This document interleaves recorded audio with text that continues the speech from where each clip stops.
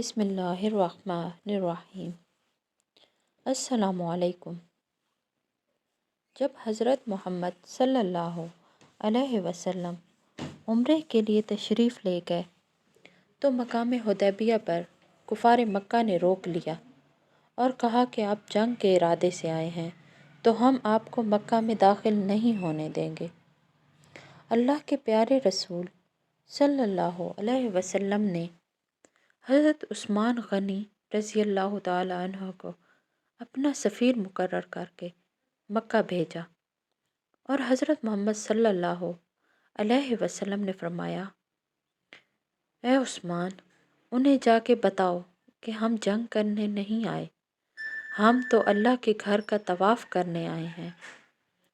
حضرت عثمان غنی وہاں تشریف لے گئے تو کفار مکہ نے حضرت عثمان غنی کو روک لیا اور کہا، سب سے پہلی بات تو یہ کہ آپ اگر طواف کرنا چاہیں تو کر لیں، لیکن ہم نبی پاک صلی اللہ علیہ وسلم کو طواف نہیں کرنے دیں گے۔ حضرت عثمان غنی کہنے لگے، تم کیا سمجھتے ہو میں حضرت محمد صلی اللہ علیہ وسلم کے بغیر عمرہ کر لوں گا؟ میں اسی دن عمرہ کروں گا جس دن میرے نبی پاک صلی اللہ علیہ وسلم کریں گے۔ یہاں بھی کچھ صحابہ نے کہا مقام حدیبیہ میں کہ حضرت عثمان کو اللہ نے موقع دے دیا ہے کہ وہ تو کعبے کی زیارت کریں گے اور طواف کریں گے وغیرہ وغیرہ۔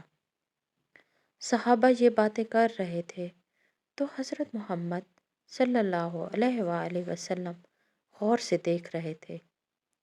جب بات ختم ہوئی تو آپ صلی اللہ علیہ وسلم نے فرمایا، فکر نہ کرو، میرا عثمان میرے بغیر طواف نہیں کرے گا۔ چنانچہ وہاں سے خبر موصول ہوئی کہ حضرت عثمان غنی کو شہید کر دیا گیا۔ اگرچہ نبی پاک صلی اللہ علیہ وسلم کے علم میں تھا کہ حضرت عثمان کو شہید نہیں کیا گیا، لیکن جب خبر آئی تو صحابہ نے کہا ہم جہاد کریں گے، بدلہ لیں گے۔ تو نبی پاک صلی اللہ علیہ وسلم نے ایک درخت کے نیچے سب کو بلایا اور فرمایا، میرے ہاتھ پہ بیعت کرو۔ سب آئے کہ ہم جہاد کریں گے، ثابت قدم رہیں گے، حضرت عثمان کا بدلہ بھی لیں گے۔ جب سب صحابہ بیعت کر چکے تو نبی کریم صلی اللہ علیہ وسلم نے اپنا دست مبارک کھڑا کیا، فرمایا، یہ میرا ہاتھ ہے اور یہ میرے عثمان کا ہاتھ ہے، اور ہاتھ پہ ہاتھ رکھ کے فرمایا، میں عثمان غنی رضی اللہ تعالی عنہ کی بھی بیعت کرتا ہوں۔ صحابہ کرام کے اندر وہ جذبہ، وہ شوق، وہ حضرت عثمان کے لیے وہ پیار اور جہاد کے لیے تڑپ کو اللہ تعالیٰ نے اس طرح بیان کیا۔